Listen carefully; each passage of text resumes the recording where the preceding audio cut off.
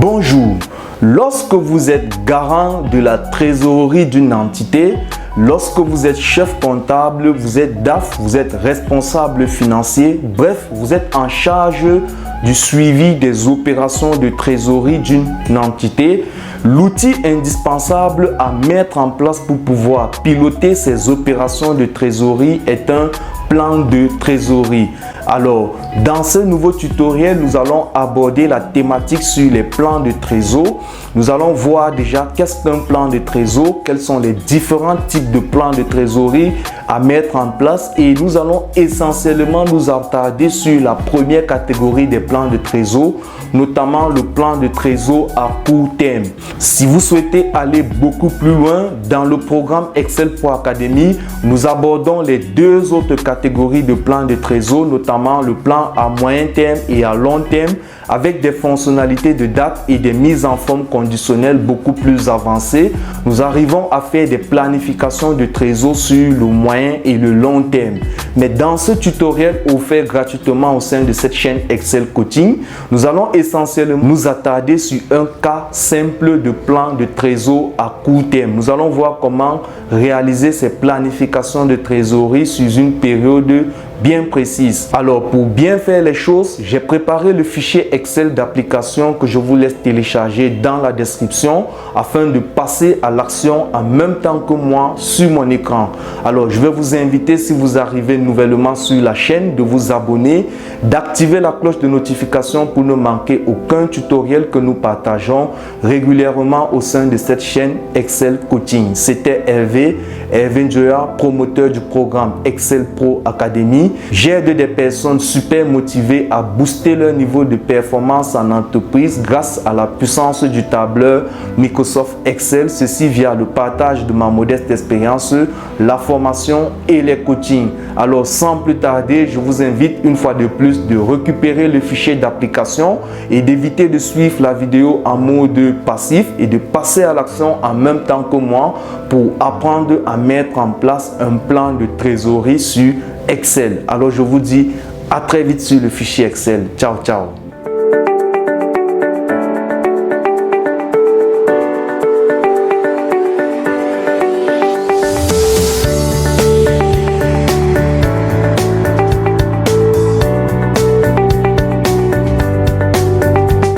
Nous allons apprendre dans ce tutoriel comment mettre en place un plan de trésorerie sur Microsoft Excel. Mais avant de se lancer, nous allons procéder en mode découverte des différents types de plans de trésor que nous avons évoqués en introduction, notamment le plan de trésor à court terme, les plans de trésor à moyen terme et les plans de trésorerie à long terme. Il faut noter avant de découvrir ces différents plans que le choix du plan de trésor ne se fait pas de manière anodine. Vous devez choisir un plan de trésorerie selon votre structure, selon l'ancienneté de la structure, selon votre marché, selon votre secteur d'activité, selon vos contraintes financières, avec vos bailleurs de fonds, voilà, avec vos partenaires, les contrats que vous avez avec vos clients et vos fournisseurs. C'est en fonction de tous ces paramètres que nous allons choisir le plan de trésor. Mais il faut noter que généralement pour des structures nouvelles, nous allons dire en moyenne 5 ans en descendant, voilà, vous devez absolument ou alors vous devez à tout prix utiliser un plan de trésor à court terme parce que la meilleure façon de maîtriser sa trésorerie est de le prédire sur le court terme. Vous allez commencer par une prédiction sur le court terme, ensuite moyen terme et le long terme selon l'évolution de la structure. Vous savez, comme toute personne, une entreprise, c'est une personne morale qui a un cycle de vie. On a une phase de naissance ou de création, puis une phase de croissance et ensuite une phase de stabilisation et puis une phase de chute. Donc, selon votre position dans votre cycle de croissance, vous devez avoir un plan de trésorerie qui répond aux exigences ou aux contraintes de votre positionnement ou de votre avancement dans votre cycle. Donc, je recommande fortement pour des nouvelles structures d'utiliser des plans de trésor à court terme. Donc, vous devez prédire votre trésor. Il faut comprendre que la gestion de la trésorerie, c'est une gestion prévisionnelle. Vous devez pouvoir donc anticiper sur des encaissements et les décaissements et sur votre flux de trésorerie standard afin de pouvoir prédire vos soldes de trésorerie afin de savoir est-ce que vous seriez solvable à telle date ou pas. C'est très important de le savoir afin de prendre des dispositions pour éviter ce qu'on appelle des tensions de trésorerie. Donc voilà résumé à quoi sert le plan de trésor et pourquoi il est important de le mettre en place lorsque vous êtes garant de la trésorerie d'une entité. Donc le premier cas que nous découvrons sur notre écran, c'est un plan de trésor à court terme où nous avons prédit la trésorerie sur 2 semaines. Donc vous devez être capable de prédire vos mouvements de trésorerie en entrée. Voilà. Voici les différentes entrées sur 2 semaines comme en sortie sur les 2 semaines. Ok, donc ici on a fait une prévision avec des cash, des ventes prévisionnelles. Nous suivons des ventes par client. Vous pouvez suivre par produit, vous pouvez suivre par point de vente, vous pouvez suivre par commercial, peu importe. Vous devez être capable de prédire les ventes sur la période choisie pour mettre en place le plan de trésor. Ensuite, nous avons des ventes effectives durant cette période qu'on va également enregistrer. Donc, également, nous avons la possibilité donc d'enregistrer des ventes par client sur cette période pour notre cas pratique. Ensuite, nous allons donc retrouver dans le total des entrées, total des cash. Ensuite, nous allons continuer avec donc les sorties. Nous allons être capables de prédire les sorties de trésorerie ou les sorties de cash sur notre période choisie afin de pouvoir donc déterminer donc le total des dépenses sur la période afin donc de retrouver donc le solde final. C'est ça qui nous intéresse, les soldes de trésorerie. Est-ce que nous avons une trésorerie positive ou une trésorerie négative? Donc c'est ça qu'on veut observer afin d'anticiper sur les jours à venir. Donc voici un plan de trésor à court terme. Il est assez intéressant dans le sens où nous avons mis en évidence des dates avec un visuel, les week-ends sur notre plan de trésor. Je veux dire, j'y viens. Voilà, ceci nous permet d'éviter de faire des planifications de trésorerie en week-end puisque nous ne travaillons pas les week-ends. Il faut comprendre que si je fais une erreur, par exemple, je rentre ces montants à ce niveau, voilà, et là, j'ai changé totalement mon solde de trésorerie à cette date. Donc, il faut faire très attention d'éviter de faire des prévisions de trésorerie les jours dont vous ne travaillez pas. Voilà pourquoi avec une astuce des mises en forme conditionnelles, nous allons voir comment mettre en évidence les week-ends dans un plan de trésor afin d'éviter de faire des planifications de trésorerie à cette date. Vous voyez, lorsque je fais retour, le solde est totalement différent au lundi 5/2/2024. Donc, il faut faire très attention lorsque vous allez faire des planifications de trésorerie. Évitez de planifier la trésorerie sur une date auquel vous ne travaillez pas. Sinon, ça va donc influencer votre solde de trésorerie et ça va biaiser votre analyse. Donc, c'est très important de pouvoir donc mettre en évidence les week-ends dans un plan de trésor à court terme. Nous allons voir comment le faire dans ce cas pratique. Donc, à côté, nous avons un plan de trésorerie à moyen terme où nous avons fait une planification. Nous commençons au jour le jour. Voilà, nous allons au premier jour, ensuite le deuxième jour, 4 jours après, 7 jours après, une semaine après. Et par la suite, nous continuons avec une planification mensuelle. Donc ici, nous avons un plan de trésorerie à moyen terme. Et la différence avec le précédent, c'est qu'on a les soldes initiales par client ou par fournisseur. Et on essaie donc de suivre également dans la variation de ces soldes en fin de prévision. Donc, quel sera l'état d'un client à la fin de la prévision? Quel sera l'état d'un fournisseur à la fin de notre prévision sur le moyen terme? Donc, voici un plan de trésorerie à moyen terme. On part bien du plan à court terme pour produire ce modèle. Et on peut également basculer sur un plan à long terme où nous faisons la prévision de trésorerie au mois le mois. Donc ici nous avons également, c'est le même que celui précédent. La seule différence c'est qu'on a fait une planification mois par mois des différents mouvements de trésorerie. Là, on est vraiment dans le cadre d'une structure assez stable ou alors d'une consolidation pour un groupe. Voilà, imaginez un groupe avec plusieurs filiales. Voilà, le groupe va suivre la prévision de trésorerie mensuelle. Voilà, les filiales pourront suivre donc les prévisions de façon moyen terme et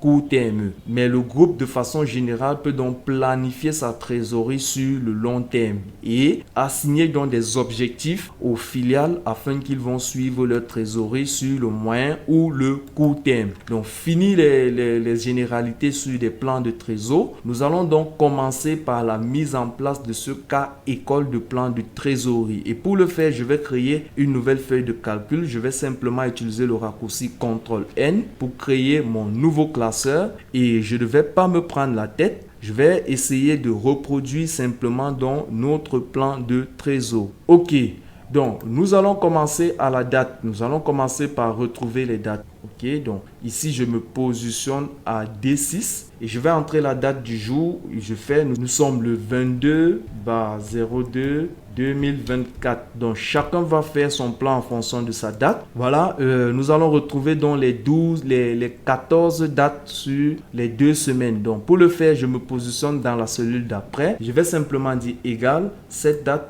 plus 1. Je valide entrée et je me positionne là. Je vais dupliquer ma formule sur la droite. Donc, je suis à 13, voilà, plus ceci, ça fait 14. Donc, si je sélectionne là, donc j'ai bien 14 dates. OK. Ensuite, donc, j'ai le solde initial à ce niveau. Je vais dire solde initial. Et on va le retrouver. OK. Et après, on va voir le cas. Alt Tab. Voilà, on a les caches des ventes prévisionnelles. Donc, je vais simplement faire ceci. Voilà, CTRL-C pour copier, Alt-Tab pour entrer dans ma feuille. Et à ce niveau, je vais faire clic droit, coller les valeurs. Donc, je vais coller les valeurs pour pouvoir faire pour qu'on voit ensemble comment on va faire les mises en forme. OK. Ici, je vais retrouver donc solde final. Là, je vais dire solde final. Alt-Tab pour rassurer. OK. Maintenant, je vais entrer des formules. Donc ici, on aura le solde initial. Je vais faire ici CTRL+. Je vais prendre un peu de l'espace. Vous allez voir pourquoi je laisse cette colonne, pourquoi je laisse ces espaces pour que ce soit un peu beau. Voilà, il faut comprendre que voilà, c'est pas toujours obligé d'être identique. Vous pouvez avoir vos caches d'entrée. Bref, ici, d'entrée de jeu, on entre tout ce qui nous permet d'entrer de l'argent dans la trésorerie. Ça peut être des boutiques, ça peut être des agences de vente, des points de vente, ça peut être des commerciaux, ça peut être par produit. Donc, c'est pas obligé toujours d'avoir cache de vente prévisionnelle, cache de vente facturée, non. Vous pouvez avoir vos entrées simplement par commercial, par boutique, par point de vente, par agence et le total des entrées, puis les sorties, dépenses et le total des sorties. Donc, c'est pas obligé d'avoir un cas identique. Il faut comprendre juste le principe et comment est-ce qu'on va entrer les formules. Donc, pour le moment, je veux retrouver le total des caches à ce niveau. Je vais utiliser la formule somme, la formule mathématique somme. Voilà, et ça sera la somme des clients et des ventes facturées. Donc jusque là, je ferme la parenthèse, je dis entrée. Donc il va retrouver la somme là et je peux donc dupliquer pour les 14 jours de la semaine. Ensuite, donc ici on aura le total des dépenses. Donc à ce niveau, c'est la même formule, égale somme. Tabulation pour sélectionner et je prends à partir de salaire et impôts. C'est vraiment un cas école. Vous pouvez avoir plusieurs postes de dépenses, peu importe la taille, vous les listez tous, ou bien plusieurs postes d'entrée, peu importe la taille, vous les listez tous. Ok, donc maintenant j'ai retrouvé le total des sorties. Ensuite, le solde final donc sera égal au solde initial à ce niveau plus le total des entrées moins le total des sorties et je valide entrée.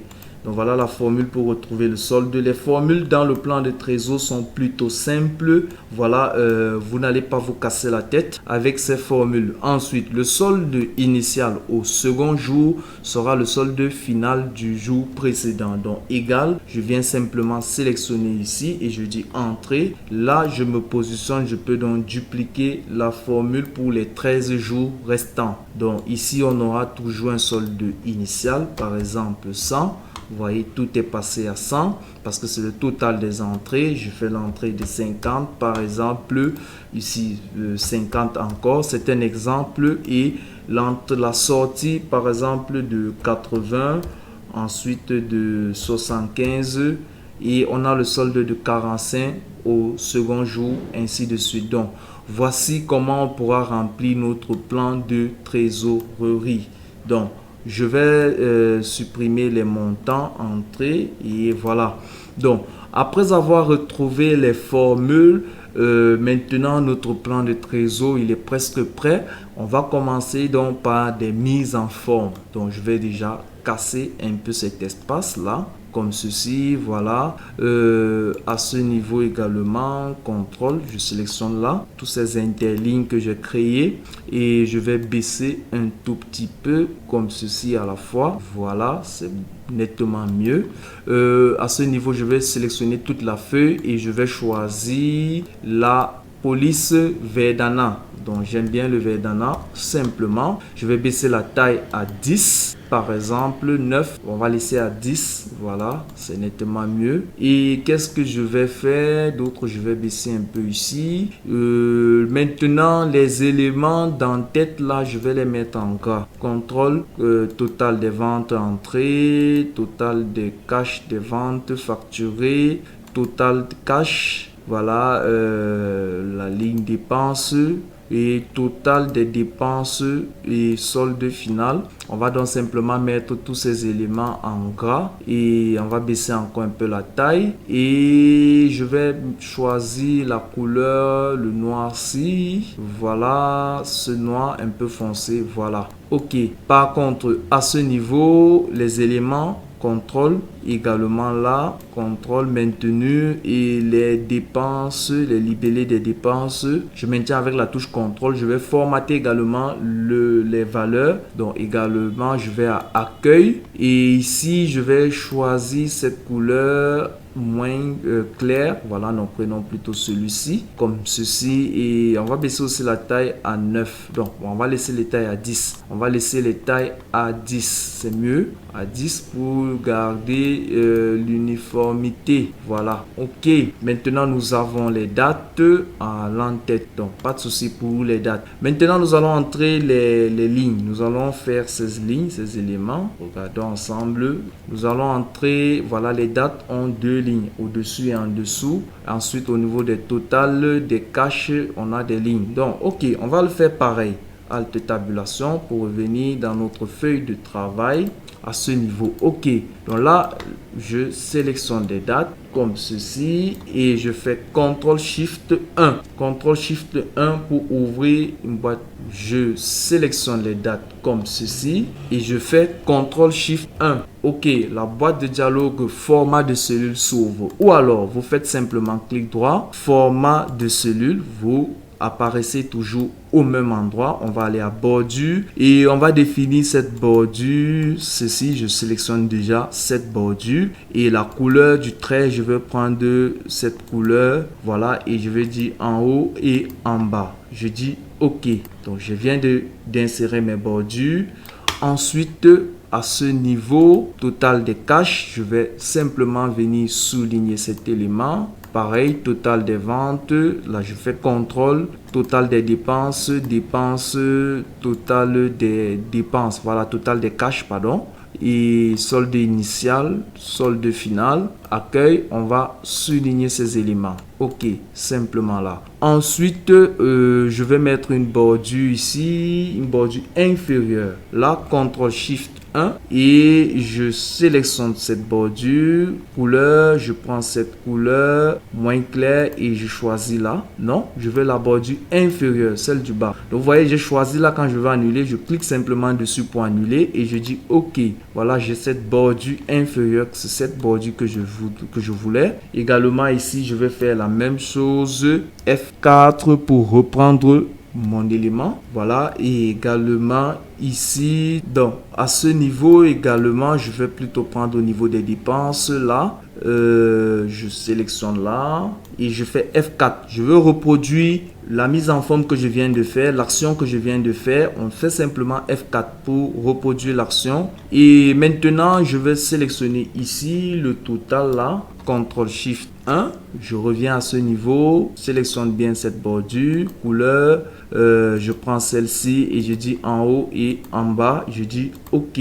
Donc là, c'est pour les montants. Je fais la même chose à ce niveau puisque je viens de mener l'action. Qu'est-ce que je fais? F4. Donc, si vous avez un clavier AZERTY, il est probable que vous utilisez la touche FN et F4 pour que ça fonctionne. Donc, vous avez la touche fonction FN que vous devez maintenir. Voilà, c'est le cas chez moi. FN, F4.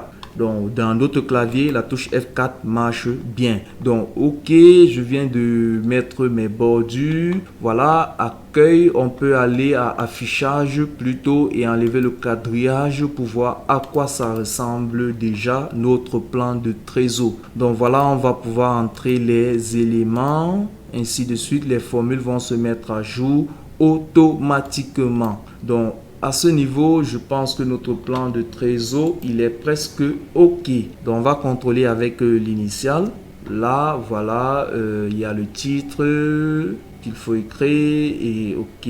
Ici, bon, on a mis une double bordure. À ce niveau, la bordure inférieure, c'est une double bordure. On va reprendre de façon identique. Là, on est en train de réviser des mises en forme sur Excel. Donc là, je sélectionne à ce niveau. CTRL SHIFT 1 et ici je vais prendre cette bordure avec cette même couleur et je double-clique, je clique ici en bas. Donc là c'est OK et là on a l'identique. D'accord, maintenant on va entrer notre titre à ce niveau. Je vais sélectionner ces éléments. Voilà, je vais un peu faire différemment. Clic droit, fusionner et à l'intérieur je vais écrire plan de trésorerie.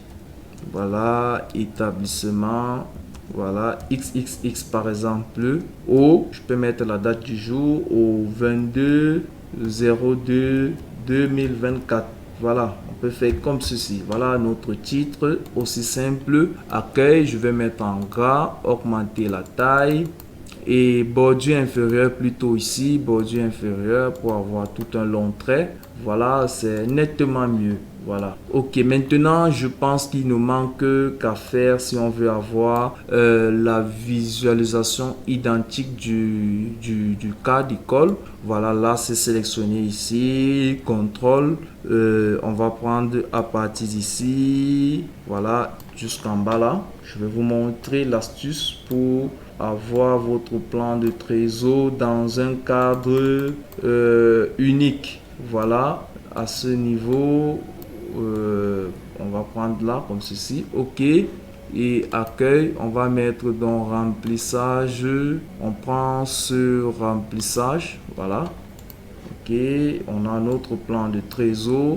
Voilà la ligne d'en-tête. Je fais CTRL plus pour descendre un peu. Et à ce niveau, accueil, je fais ce remplissage. Donc voici le plan de trésor presque identique à celui du cas école. Voilà, il nous manque qu'à mettre les week-ends en évidence et nous allons voir donc dans un prochain tutoriel, pour ne pas être trop long, comment mettre en évidence les week-ends dans votre plan de trésor. Donc ce plan de trésorerie, il est déjà prêt. Regardons un peu encore l'initial pour le solde là. Voilà, ce que je vais faire, c'est de baisser cet espace vraiment là, baisser cet espace à fond.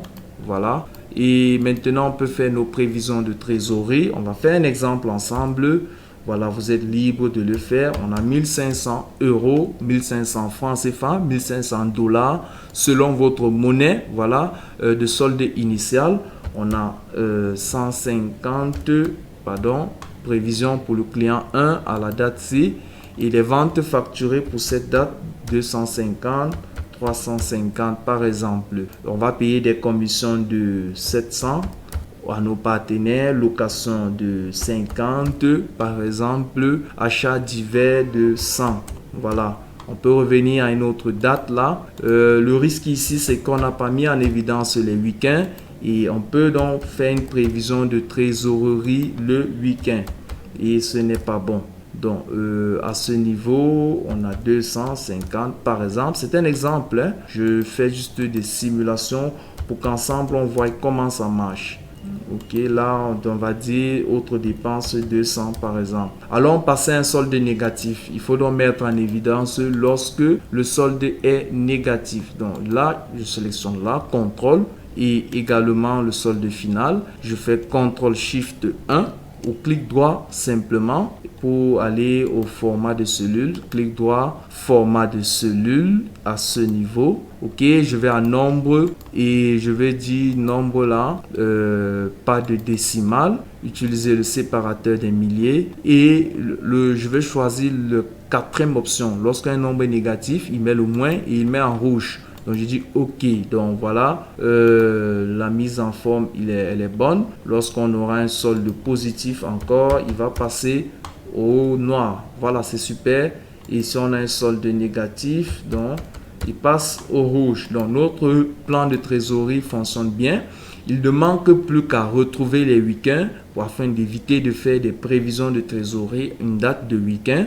Et je réserve cela dans un autre tutoriel sur la chaîne Excel Coaching. Donc, si le tutoriel vous a plu et vous a apporté une réelle valeur ajoutée, je vous invite de me laisser un pouce bleu. Voilà, de me laisser en commentaire également vos avis, vos retours d'expérience si vous avez des difficultés que vous souhaitez que j'aborde dans un autre tutoriel. Je me ferai le réel plaisir de vous lire en commentaire et de préparer un tutoriel selon votre besoin. Donc, également, si vous ne souhaitez pas manquer le prochain tutoriel sur comment mettre en évidence les week-ends dans votre plan de trésorerie, alors n'hésitez pas de vous abonner à la chaîne, d'activer la cloche de notification pour ne rien manquer. C'était Hervé Njoya, votre formateur Microsoft Excel et coach, promoteur du programme Excel Pro Academy. Alors je vous dis à très bientôt pour un nouveau tutoriel. Ciao, ciao.